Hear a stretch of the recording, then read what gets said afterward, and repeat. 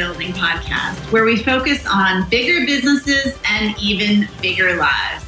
I'm your host, Wendy Papazian. And I'm Sarah Reynolds, and we are so excited for today.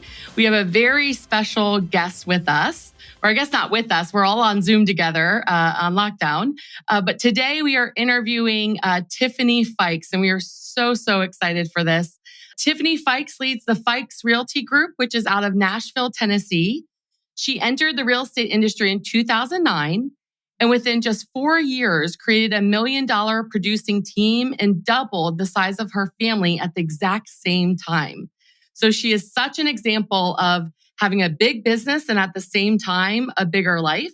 Last year, her team of 8 served 140 families and generated over $1.4 million in gross commission income. All of this happened while Tiffany was living in a different city and traveling with her family. So can you imagine having this amazing business operating and at the same time, you're traveling with your family? And so today we are going to talk to Tiffany about her journey over the last year or two and all that led to this decision. And we are so excited to have you, Tiffany. Welcome. Thanks for having me. I'm excited to be here. Okay, Tiffany. So let's really recap this for our listeners. So you had a business that you grew from 2009 to now. And what led to your decision to move? So our family had always had a dream of these few different places around the world where we wanted to live. Like we've traveled a ton, but actually like having the experience of living in a different culture was something that we wanted to do. So we wanted to live in New York City. That was where Joshua and I loved. It's our favorite city in the world. Then my whole family is in Texas, Central and South Texas. And I never grew up near cousins and family. I mean, I had my core family, but grandparents were far away. All that was far away. And I thought, I want to give my kids the experience of living near family. I don't actually want to live there permanently, but I want to give them the experience. And then the third place was in Taiwan, which is where my oldest was born. So we adopted him when he was 6 months old and wanted to take him back to experience his culture and the country and give all of us the opportunity to do that. So all of these things were things we kind of had dreamed about, but we didn't know how to make it work. Like, how do you pull your kids out of school for 3 months? Because that was kind of the time in our head that we thought, if you live somewhere 3 months, you get over the honeymoon, you have to know how to live like real life in that place. So, but pulling kids out of school for 3 months just feels weird. And we didn't want to do it in the summer. And we saw no other path to this dream except to just do it all at once. And so we kind of woke up one day and said, oh my gosh, like, you know, Asher is in first grade, Aaron's in second grade, like school's about to get real for these kids. And I don't want to have to be teaching calculus to them when we do this trip. So we've got to go now. And so I wouldn't say that our business was necessarily like, oh, this is going to be no problem. You just go ahead and go and everything's set up perfectly. But the reality is I wasn't willing to sacrifice this experience for my family for the uncertainty that it might cause in the business. And so that's kind of the background of how it all happened. Well, and I'll just explain to our readers, this is Wendy here, is that you actually spent 3 months in each location. So Your plan was to be gone and leave your business for a total of 9 months. Is that right? Yes. Yeah. Yes. Okay. Got it. Sorry, we made the decision, like we've got to do this and we've got to do it this year. Like we made that decision in December of 2018 and we left in August of 2019. So for our listeners, this is someone that is leading one of the top teams in the country and feels like the next part of their sort of family journey is to take this trip for 9 months, basically in 3 different places. I mean, I don't know about you guys, but just hearing it gives me anxiety to actually and do because that. Tell us how old your kids are, Tiffany. So Asher is 7. He turned 8 on this trip and Aaron is 9 and will actually turn 10 tomorrow. Well, and what I'm really curious about is tell me, obviously that sounds amazing. And I know I've always dreamed of taking my family and doing something like that. But tell me sort of the why behind it. I know there's good reasons to go all those places, but what was the real why behind it? I mean, at the end of the day, I don't want to think or wish I had done it. Like, it's just regret. Like, I don't want to live a life of regret. And so the big why is we wanted to do it. So we're not going to let it become something we tell our kids that we had thought about doing with them. Well, I love that. And I just remember you and I having conversations, which was you really wanted to see if your team could sort of make it on their own. Is that right? Well, at the end of the day, I was done being the one in the business. And what do you mean by that? The one who, okay, something happens in this part of the business. And so I go and save that part of the business. And something happens over here. And then I go and save that part of the business. So that's what I mean by the one. And so to me, it was a great chance to do both things. Like, why I was okay leaving my business is because I wanted to see what would happen. And I was okay with coming back to nothing and rebuilding it. So the other piece of this, I think that's crucial. And as I sort of studied your story and have gotten to know you myself, you also weren't very happy, right? In your being current the circumstance. one. Yes. Oh yeah. Yeah, no, that was not what I wanted. Yes. So you wanted to make sure, almost force it for your team to step up. And at the same time, making sure that you're achieving the dreams and goals that you had for your family. Yeah. Which led for to sure. That's awesome. So let's dive into, okay, so you make the decision that you're going to do this. Okay. All of the logistics that went into that. So how long did you plan it? What did you have to do to get ready? So if we have a listener that's like, I want to do this too. I want to take some time off. And tell us a little bit about what that took to actually pull it off. Do you want both worlds or just the business? Both worlds. We want both worlds. So, I mean, you got to figure out schooling. We had our kids in a fabulous school here in Nashville. And so I just called them and I was like, what happens when your job takes you away for a year and you're coming back? And they're like, well, you bring the transcripts back with you and you'll be fine. I was like, well, what if there aren't transcripts? And so we had a conversation with the school about like, this is what we're doing. Because I was trying to be incognito about it to not tell them we're just pulling our kids out and we'll bring them back. And that school actually said, you need to do this with your family. If you have the capacity to do this, do it. Your kids will be fine. They'll catch up.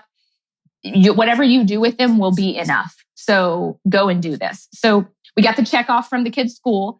And then we looked at, okay, the logistics of the business, had to see, okay, who are our most trusted people in the business? Whose decisions will I lean on the most? And then where do they need to be in the business when we leave, and create that path for them? So there was 2 key people in my business who I said, guys, early. I told them early. So like the decision was made in December. I had conversations with them in March. I made sure everything was lined up and that it was really happening.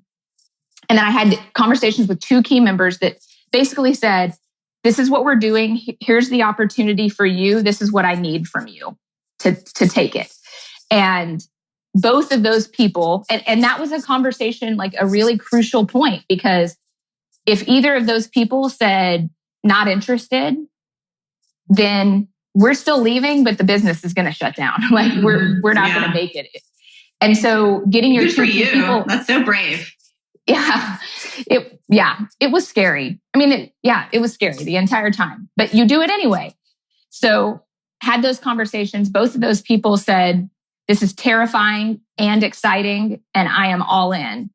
And that was exactly what I needed to hear there. Who were the key players? You don't have to name them by name, but just what were their roles?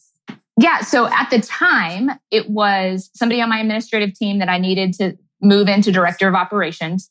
And then it was the most senior agent on my team who didn't want to be like a director of sales, but he needed to be. And he needed to be the backup for anything that happened. Like, all right, Mr. Buyer's agent, if the listing agent, something happens or we have 40 listings, are you going to take listings? Oh yeah, absolutely. I'll take listings. So you're like that parent with the kid who doesn't want to swim with this guy, and you're going up to the pool and you're just like throwing him in, basically. Pretty much. I held him over the water and said, "Can I drop you?" And then, what I hear and something we talk about a lot is every time that you say no to something, you're giving an opportunity for someone to say yes. Yeah. And so you saying no to, I'm not going to be everything in my business. You then opened up, and whether they liked it or not, right? You then opened up a huge opportunity for people in your business to say yes. I love that, Sarah. That is like a huge nugget for those of you that are listening. You know, especially if you're running your business, you're entrepreneurial, you're probably a lot like Tiffany.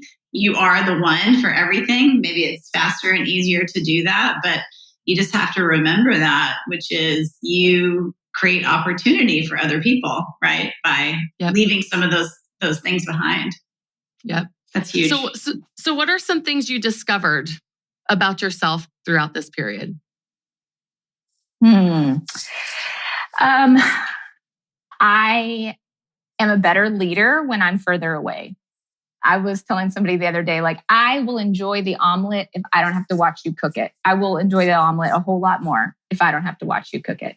And so that distance, I mean, I had always said, I'm part of what is standing in the way of our business growing to whatever that next level is. And getting away said, I'm definitely not helping by being there. And it is going to be the space that allows the business to grow. Good for you. Again, super brave. Yeah. Well, and I know you and I have known each other for a long time, and we've had that conversation many times where you're like, I'm standing in the way. And you just took a more drastic approach to it, I think, than a lot of people do. What are some action items for our listeners in terms of knowing if you're standing in the way of your business, if you know that's you, and maybe you can't take the 9 months off or whatever that might be, what are some action items that you've implemented now that you're back? Because you're back now. Yeah. I'm not in the office as much. Now, part of that is easier because everything's virtual. Like, I mean, nobody's in the office. But I won't be in the office as much. I will continue to work virtually with the team more than I am in person because it allows me to have that distance, which allows me to have the ideas and really do my job, which is moving the business forward. Yes. Yep. I discovered that anytime I've had babies, because I've taken the time off, and that's when the best brain power has happened because I've been away from the business. Same thing. It's so powerful, and it's so important for each leader to take that time to do that. Well, and I think it's so interesting because I think the three of us have something in common, which is we're all fairly operational, right? We all can we all have the vision, and we all can dig down and get into the details. And as leaders, sometimes that can hold you back, right? Mm-hmm. When you're good at a lot of stuff. Like I've often said, that has held me back when you're kind of good at everything. And I'm not trying to brag and say I'm kind of good at everything, but there are some people who are just true visionaries, and they literally cannot do the details. And so I think the three of us have kind of suffered from that. And so it's really giving up control is what we're talking about. It's so true. Yeah. So true. That's huge. Well, Tiffany, I'm curious about the travel part because I love to travel, and I know our listeners are excited too. So tell us about landing in New York. I guess you drove to New York. And what were those 3 months? And honestly, you dodged a bullet with your timing because you got there right before New York went on lockdown, essentially. Yeah. Oh, yeah. The timing of all of this. If we had reversed this trip, it would be a nightmare. Yeah. So we packed up our car, we fit whatever we could fit in it, and drove to New York City. Finding housing was actually one of the most stressful things. It's hard to find housing in any of these locations for an extended period of time. You're basically looking for a 3-month furnished rental. So we didn't find our apartment for New York until 2 weeks before we left. Wow. Which, for my planning, I like planning, and that is some anxiety. Well, it's not like you're footloose and fancy free. You've got 2 children, a husband. Right. Yeah, right. So, a dog. but we were ecstatic. Oh yeah. And see, we got to be in a certain part of the city because of the dog. But we drove up, got to our apartment. It was on the Upper West Side, and we had a 2-bedroom, 1-bath apartment. And actually, it's funny, this morning, Joshua and I woke up missing our 2-bedroom apartment. Not just New York, but like, oh, I missed that apartment. It was such a good little apartment. Well, and I love that because it's always been a dream of yours and Joshua's to live in New York City as long as I've known you. Yeah. Yeah. And now we have that. We have that memory. I love that. So yeah, we just dove in to New York City. We signed the boys up for classes. We found out Seychelles actually told us about the 92Y, and we did classes there. So like Joshua was doing drawing classes and the boys were doing hip hop, and I took tap dance and started meeting people. Cause that's the other thing is we didn't want to just like, we wanted to engage in the community. And so playing with the kids out in the courtyard and taking them to the park at the same time. So we were meeting people and friends. And I know there was a little drama because those of us that were following you on your Instagram, I guess, or your Facebook, there was some drama with the dog, right? Oh yeah. So the dog, I didn't think about that at all. The dog has to pee on the sidewalk and do all his business on the sidewalk. And like this dog who's had a yard his entire life, I just never thought about it. And you will get socially shunned if your dog pees on the tiny bit of grass, you know, it doesn't have a tree growing in it. Yeah. So this dog held out for like 2 weeks, would just hold it until we got to the park. And it took about 3 weeks before the dog would pee and still couldn't get him to do the other for about a month. Oh, poor guy. Then about 2 months in, of course, once we are ending our time, wrapping it up, the dog is good to go. So I now have a city dog. That's awesome. Now, and at the same time, you had started homeschooling the kids, right? Yeah. Yep. During the New York time. Yeah. That's awesome. Yeah, we actually, the drive-in, we were starting the school in the car. So we did school, and then Joshua and I both worked remotely because this wasn't a like complete disengagement from work. So talk to me about that, because I learned a lot from you personally that we've used during this COVID time as a team. So tell our listeners about tell us about your work schedule during this trip. So I was with the boys in the morning, most days of the week, just setting them up with school, getting them trained like the dog on how to do school themselves. But then I would work in the afternoon, and I set up a couple of blocks for my team that I called office hours. And they were there so that kind of to replace the pop by. I wanted them to feel like I was available, and I could already feel them saying things like, oh, I don't want to bother you. Oh, I don't know what's going on. And so I wanted them to have blocks of time where they knew they could catch me. It very rarely happened, but I would just sit with Zoom up like this, and I would just work on something else that I could put away if somebody popped in. And, you know, it happened 1 or 2 times where people knew they could schedule time with me into that block, but it gave them access to me that they felt like they were missing by my leaving. It's brilliant, honestly, because any leader can do that no matter where you are, right? And it's showing your team I'm available during this time, and you have the ability to do that, you know, in any location. And so I think that's been huge. We started doing that on our entire executive leadership team during this lockdown period. And so it's pretty cool that that idea has now all of us are implementing it, it seems, across the board. It's awesome. I love that. Yeah. Well, and tell me about homeschooling, because I know you and you are not the most patient, nurturing friend I have. No offense, Tiffany. You're a wonderful mother, but those aren't your core strengths. No. And so tell me how you manage that. Yeah, homeschooling was not a thing on my like life to-do list. However, I mean, I took the idea that our kids can manage themselves. They're still going to need some help, but if you set up the parameters, kids will rise to whatever those parameters are that you set. That's the kind of friend that I am. I believe you are the most capable. I believe you're more capable than you think you are. So I love that. And that's a theme already for this for this episode, right? Because that's what you're doing with your team too, right? Yeah. Yeah. What a gift. It really is what I believe. I believe everybody is capable of whatever they want to do, and sometimes more than they think they can do. So with the kids, I knew a little bit about Acton Academy and the concept of like online learning and that kids can manage themselves. I knew enough about Montessori and that sort of stuff. So I just kind of like said, all right, boys, here are your parameters. You have this checklist and it's got all the school on it. And some of it you're going to need me for, like spelling. I'm not saying they can't do it, but I've not figured out how for them to study spelling on their own. And here are my hours that I'll be with you.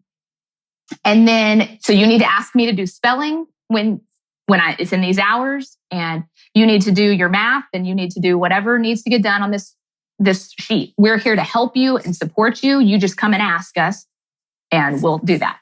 And you make all the choices about what you do. I am not going to micromanage this process for you. And you get to do TV when you're done with school, because that was always our rule. We never did screen time during school days. So for them, you get your screen time when school's done. And if that's on Thursday, great. And it wasn't on Thursday for quite a few weeks. It actually wasn't on Saturday either on some weeks. And I had to let them fail at it. And that was a big like learning thing for me, because I said I wasn't going to manage them. And then they'd be playing Legos all morning with my 2-hour block. And I'd remind them. And then when they didn't make the choice I thought they should make, I would like, okay, we've got to do spelling, boys. I would step back in and do the same thing that I always do. And then when I got tired of that finally, and I'm like, what am I doing? Like, this is their responsibility. I let them go one time. They did Legos like the whole time and played in the courtyard. And then on Saturday, their school wasn't done. And it was so sorry. And we're still staying in this 2-bedroom apartment now on Saturday for us to finish this. And then they never had a week like that. Most weeks after that, they were done on Thursday. Did you have moments like that with your team? Because one of the things that my mom has taught me, so I work with my mom, Debbie, and she has let me fail on multiple things when she knew ahead of time from watching that I was going down that path. And I constantly thank her for that, because the reality is we don't learn if we don't sometimes fail ourselves. So did you have moments where you were seeing from afar, maybe team members making certain decisions and you were like, okay, I need to not step in and let them learn through this? Or were you like, yeah, you guys sure. been playing with Legos all week, because I don't see any closings coming up? Well, it was more like we would still have leadership meetings. So I would be in those leadership meetings engaged, and I would hear them discussing like a new hire and what position they were going to put them in. And I would say, just like I did with the boys, like, all right, boys, you have me for 2 hours. I would say, have you considered X, Y, and Z? Yes, we have. This is what we need to do. Okay, great. And I let them do it. And literally this week, that decision, I said, guys, this was your decision. You're going to solve this now because this is what you wanted to do. I'm not going to pick up the mess. Yes. So here you go. It's going to be a couple of tough conversations and you're going to learn a lot. Well, also what that does is your team then has to take responsibility. So if you had jumped in and said, no, do this, do this, do this, then they can turn around and say, well, it didn't work, Tiffany. You told us to do this. Whereas now you can turn to them and say, well, those were all your choices. And I'm sorry, it didn't work. And how are you going to fix it? Yep, exactly. It works the same with parenting. It's true empowerment, though. I mean, truly when they can learn the lessons themselves and go through it themselves without us stepping in. That's one of the things that probably my greatest area of improvement as a leader, because I'm constantly wanting to fix it before it happens. And you can't develop other leaders if you're doing that. And so right now I'm constantly reminding myself of that. And it's so good to hear it works with our kids. It also works with our team members in developing their leadership, because they need to do that, right? They need to develop that. Yep. So failure is the best thing that we can give our kids and the people in our world. Yes. Well, okay. So I'm curious. So you guys had a fantastic time in New York. I saw you became practically natives in 3 months. And I remember somebody on Facebook was actually asking you for a recommendation for something, which I for a love restaurant. That. Yeah. But then it was time to go visit your family in Texas. And give us a highlight there, because I really want to focus on the last part of your trip. Yeah. Man, Texas was better than we expected it to be from the adults. So the kids we knew would love it. But I mean, we were going from New York City to like a 2,000 person town in South Texas, where Popeyes was our eat out of like option. So, but at the same time, it was as easy as you hear it is with family. Like life is just simpler. And when you have family around, it's easier. Communities built in and babysitters are sometimes built in and everything's just easier there. So it was a great time. So much so that we'd say we'd go back again. Like we'd go spend another month down there. And I wouldn't have said that would be true before we went. So we loved our time in Texas. And then it was time for you to move on. And you thought, well, there's a global pandemic that's about to hit the world.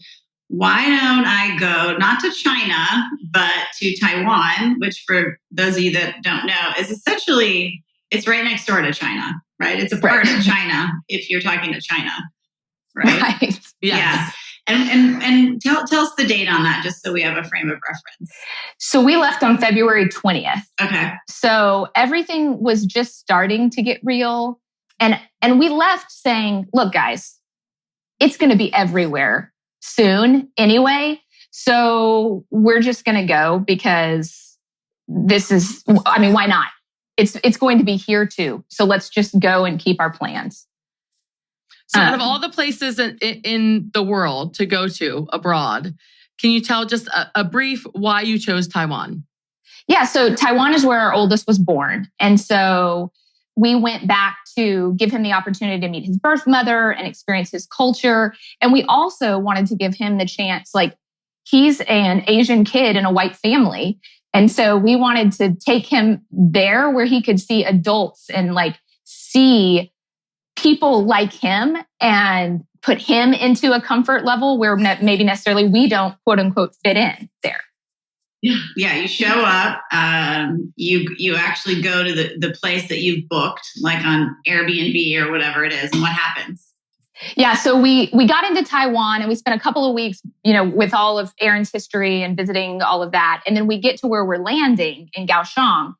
And that's the time which this got like super real and America's numbers started skyrocketing. And we literally had talked to the host that morning, got into a taxi, drove to the apartment, and we were met at the door by this poor person's friends, the owner's friends, that the building was not going to let an American into the building because there was too much risk of spreading the coronavirus.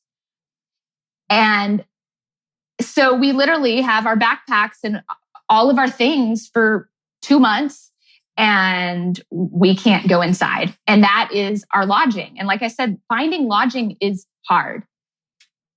And they're closing the borders. Like that next day, they close the borders and everything just gets really crazy. And so we have to find somewhere to live in 20 minutes. I mean, not really. Because you've got your kids hours there, right? And you're probably tired wherever you've been traveling from. Yeah. So what did you do? So the friends, the host was awesome because it wasn't his fault. He found a hotel room for us that night, which was kind of right around the corner.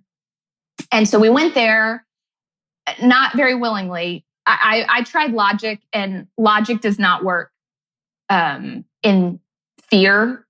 In an incredible fear. Because we're like, we've already been here. We're out of quarantine. There's nothing wrong with us. If we caught it from you. That didn't go over very well. But so we went to the hotel room after I knew there was no way we were getting into this apartment and started looking at other options. And in the process, realized we kept having that experience multiple places. Like where's your passport? Where are you from? I can tell in your accent, well, you're you from told America. me that you felt like you could really understand racism for the first time. Oh, for sure. People were getting up on the subway and moving away from us. Like people would walk on the other side of the street. Like it was my white privilege to say that is the very first time that I truly experienced it in a way that's real. I mean, it's real. And I always knew it was real, but you don't know really what it's like until you're sitting there. So true.